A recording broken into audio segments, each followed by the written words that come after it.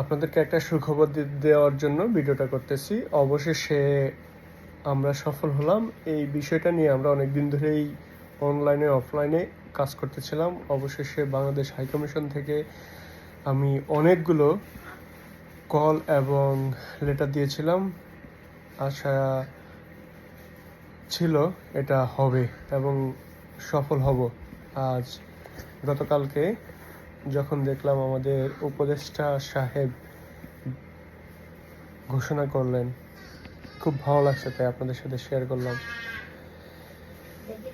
এইভাবে আপনারাও বাংলাদেশে আমাদের সমাজের অনেক অনিয়ম এবং আপনাদের চাওয়া আশা প্রত্যাশা যেগুলোতে আছে সেগুলো নিয়ে আপনারা লিখুন, কথা বলুন, সোশ্যাল মিডিয়ায় আন্দোলন তৈরি করুন।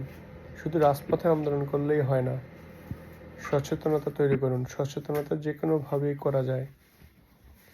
সো হজের বিষয়টি এবং ভাড়া, এই দুইটা বিষয়, যেহেতু আমরা মুসলমান প্রধান দেশ এবং এই দেশে প্রতি বছর কোটি কোটি টাকা এই কালো ব্যবসায়ীদের কাছে চলে যায় এবং হয়রানি করা হয়।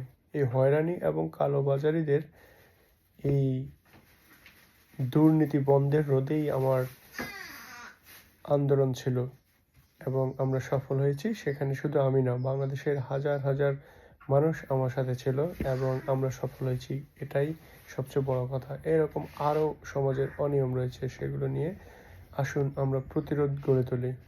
এইভাবে একটা একটা করে আমরা প্রত্যেকটা সমস্যায় সমাধান করতে সক্ষম হব।